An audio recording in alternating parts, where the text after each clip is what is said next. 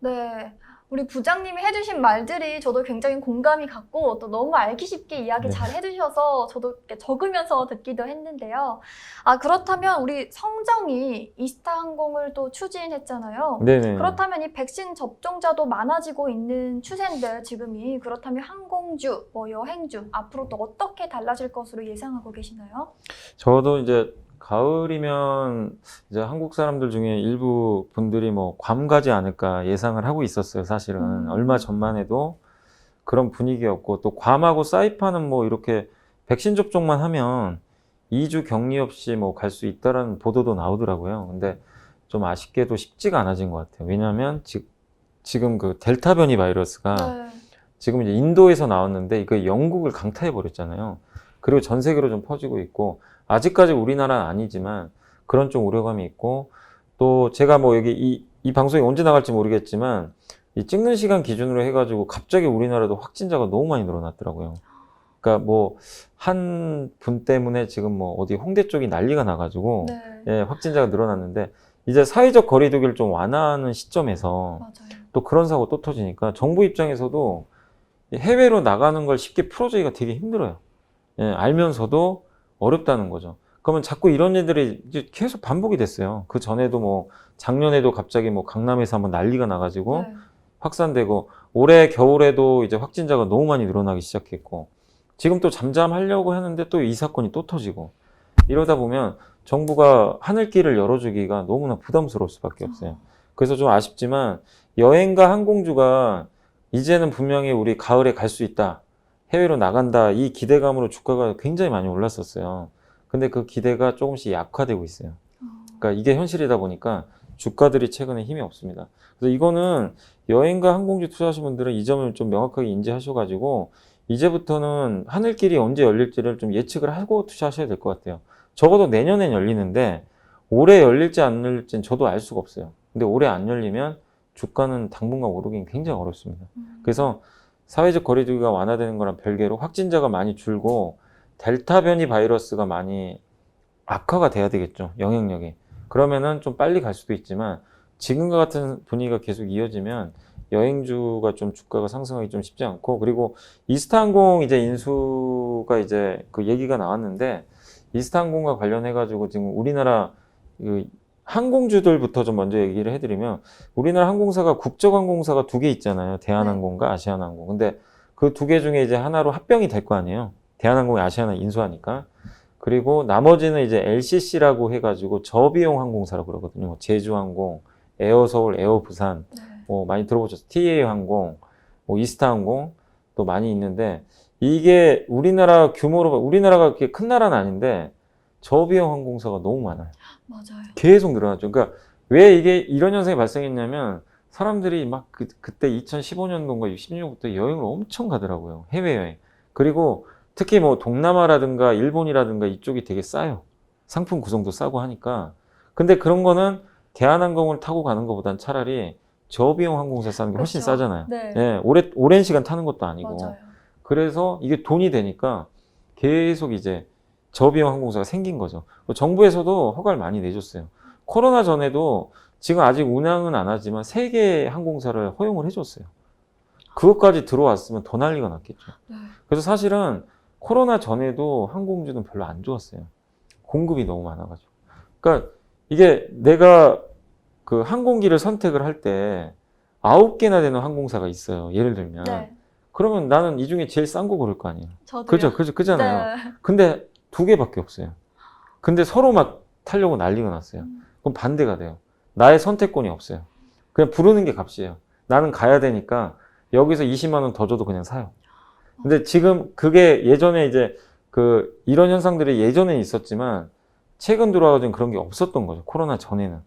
그냥 너무 저가에 다 이렇게 하니까. 그래가지고 최저가 검색해서 제일 싼 거 선택하니까 수익성이 안 좋아질 수밖에 없었죠. 그래서 코로나19 이전에도 되게 안 좋았는데 코로나19 터지고 나서 이제 망한다 그랬죠. 여행 못 가니까. 이 국내 여행만 가가지고는 항공사가 돈 못 벌고요. 반드시 해외여행을 가야 돼요. 티켓값도 그렇고 규모도 훨씬 크니까. 근데 이제 우리가 가을에 대한 기대감이 생기면서 주가가 좀 올라온 건 사실이고, 그렇지만 이제 현실적으로 지금 당장 쉽지 않아졌고, 그리고 저가 저비용 항공사들이 아직은 많이 남아 있는데 좀 잔인한 얘기지만 주가 측면으로 보면요. 구조조정이 돼야 사실은 이 항공업이 되게 좋아져요. 그러니까 9개 회사 중에 만약에 5개만 남았다. 이 5개 회사가 다 먹는 거죠. 그럼 엄청 좋은 거죠. 네. 예. 나머지는 당연히 이제 없어지기도 하겠지만 그게 이제 적자 생존의 논리거든요. 이 자본시장이라는 게 냉정해요, 사실은. 한국의 삼성전자, 하이닉스는 살아남았지만 반도체도 정말 많은 플레이어들이 있었는데 다 망했어요. 다 망하고 삼성전자, 하이닉스, 마이크론이 살아남아서 이제 다 나눠 먹는 거죠. 그러니까 산업 전체적으로는 그렇게 구조조정이 나오는 게 주가 측면에서 나쁜 건 아닌데 고용 문제도 있고 하다 보니까 정부에서도 그거 쉽게 그렇게 구조조정 해가지고 파산시키진 않거든요. 그래서 이런 구조조정이 좀 늦어지면서 항공업종이 과연 코로나가 끝난다고 해서 계속 좋아질지 이것도 좀 의문부호입니다. 근데 다행스러운 건 뭐냐면 그 에어 서울이나 뭐 에어 부산이나 그 아시아나항공 자회사들이 있더라고요. 네. 그거랑 진에어 있죠. 대한항공이 네. 저병 이 세 개는 합병할 가능성이 높대요. 근데 그건 되게 좋은 뉴스예요. 세 개 회사가 하나로 합쳐지면 경쟁이 줄어들거든요. 항공주 입장에서. 그래서 그 점은 좀 긍정적이니까 향후에 이런 것들이 좀 가셔야 될지 보시고 그다음에 대한항공과 아시아나항공도 하나로 합쳐지면 두 개가 하나 되니까 경쟁이 줄어듭니다. 그래서 저는 그런 시나리오가 계속 이어진다면 중장기적으로는 항공주도 좀 괜찮지 않을까 싶긴 한데 문제가 하나 있어요. 항공주들 중에 대한항공을 빼고는 지금 현금이 너무 없어요. 근데 지금 매달 그 비행기, 그러니까 이 비행기 여객기 같은 경우 뭐 보잉이나 에어버스에서 이렇게 그 리스 같은 걸 해가지고 빌려오거든요. 네. 왜냐하면 살려면 돈이 너무 많이 드니까 그래서 매달 얼마씩 이자 비용을 내고 그걸 이제 운항을 해요. 근데 지금 운항을 못 하잖아요. 네. 근데 이자 비용은 내야 돼요. 상관없어요. 그거는 상관없이 내가 아무리 집에서 실직 상태에서 내가 돈을 뭐 안 벌더라도 내가 은행에 이자를 내야 되면 내야 되잖아요. 네. 그거랑 똑같은 거예요. 그것처럼 지금 항공사들도 그러다 보니까 영업을 못 하는데 계속 적자가 나요. 비용을 내야 되니까. 그래서 지금 굉장히 어려운 상황인데 이 중에 몇몇 항공사들은 잘못하면 유상증 잘 수도 있어요. 증자를 하게 되면 주익수가 늘어나거든요. 그래서 왜 현금이 없으니까 어쩔 수 없어요. 돈을 조달해야 되니까. 그래서 그런 면에서 항공주들 투자는 저는 좀 대한항공을 제외하고는 조금 조심하자 아직은. 대한항공은 괜찮아요. 예, 재무구조도 괜찮고 워낙 탄탄하고 대한항공은 왜 좋냐면요. 유일하게 항공화물을 그러니까 아시아나항공도 하고 있는데 항공화물로 돈을 벌고 있어요. 그러니까 왜냐면 그 여객기 안에다가 이걸 개조를 해가지고요. 뭐 노트북 같은 거 있잖아요. 네. 좀 작은 기기들 있죠. 그거를 그 비행기에 다 실어요. 실어가지고 항공화물로 운송을 해줘요. 근데 그걸로 돈을 벌어요 지금. 예. 왜냐면 사람은 못 타도 물건은 탈 수 있으니까. 네. 예.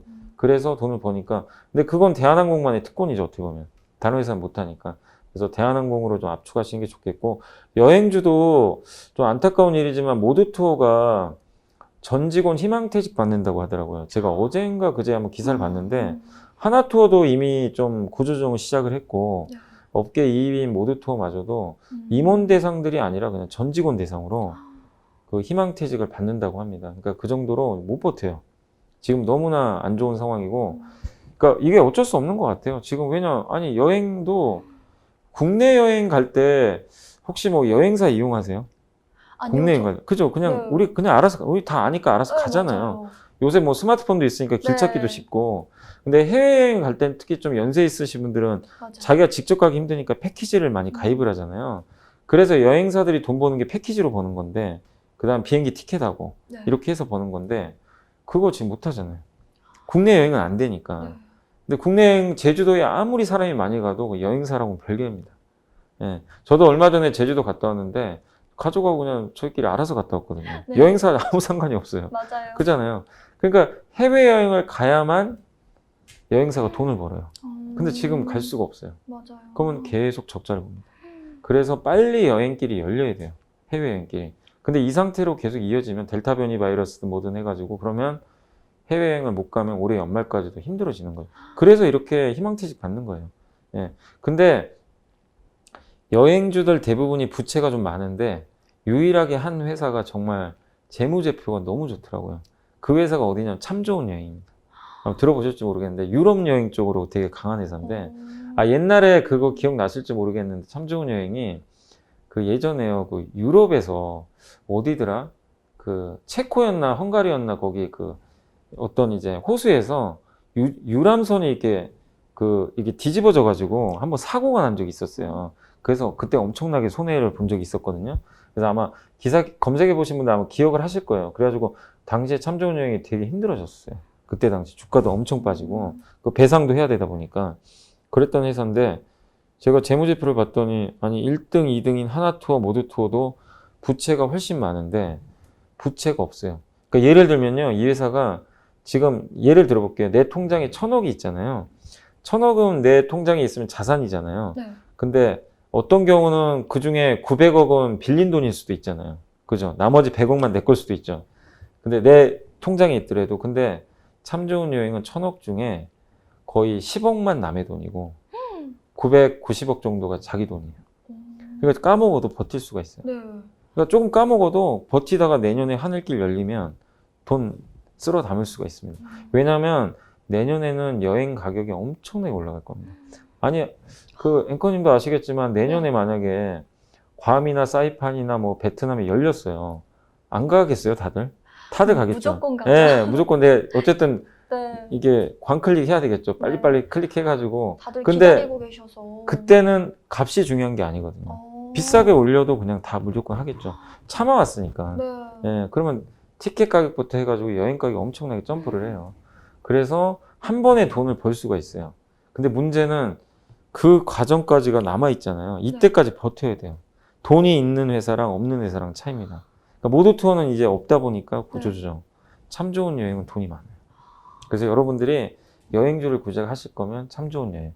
그래서 저는 여행 항공주 분명히 좋아집니다. 네. 근데 어쨌든 지금 너무 많이 올라와서 당분간 쉬는데 이 상황에서 대한항공과 참 좋은 여행으로 좀 압축을 하자.